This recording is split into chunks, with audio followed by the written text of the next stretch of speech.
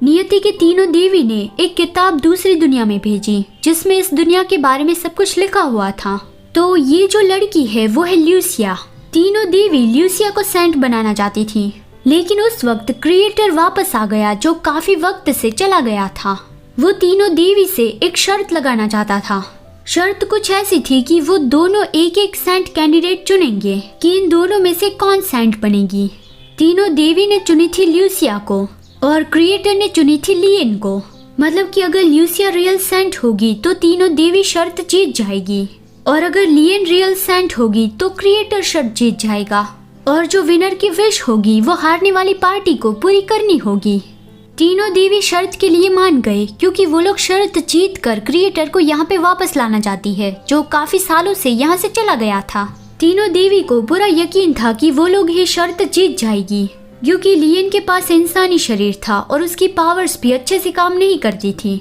लेकिन फिर भी लियन इस दुनिया में सरवाइव कर पाए, और यहाँ तक कि एबल के साथ किस्मत की लाल डोर से कनेक्ट भी हो गई।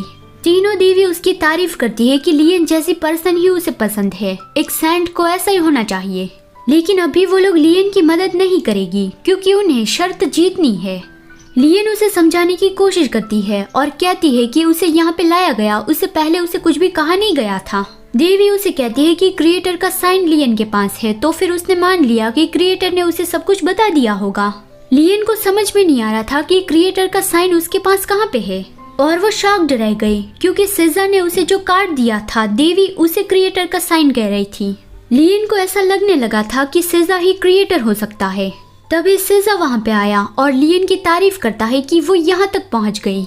एबल ने लियन से कहा कि वो पीछे रहे क्योंकि ये बहुत ही डेंजरस है।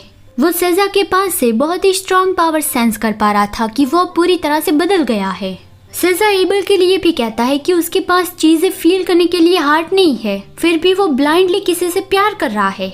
लियन सिजा से पूछती है कि क्या वो सच में क्रिएटर है, क्योंकि ओरिजिनल स्टोरी में तो लिखा था कि वो सिसिपस का बेटा है। सिजा उसे बताता है कि उसने जो कार्ड लियन को दिया था वो क्रिएटर का मार्क है। तो इस तरह से सिजा जिसने उसे वो कार्ड दिया था वो क्रिएटर है, और एक क्रिएटर बहुत ही आसानी से भविष्यवाणी में कोई भी चेंज ला सकता है। मतलब कि उसने ही ओरिजिनल स्टोरी में ये झूठ लिख दिया था कि वो सिसिपस का बेटा सिजा है। लियन को ये समझ में नहीं आ रहा था कि उसने इतना सब कुछ क्यों किया। सिजा ने बताया कि क्योंकि वो बोर हो रहा था।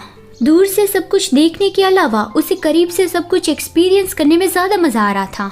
लियन कहते हैं कि जब एबल और बाकी सब दर्द से गुजर रहे थे तो ये सिजा के लिए मजेदार कैसे हो सकता है। सिजा उसे याद दिलवाता है कि जब लियन ओरिजिनल स्टोरी पढ़ रही थी तब वो भी ऐसा ही कर रही थी।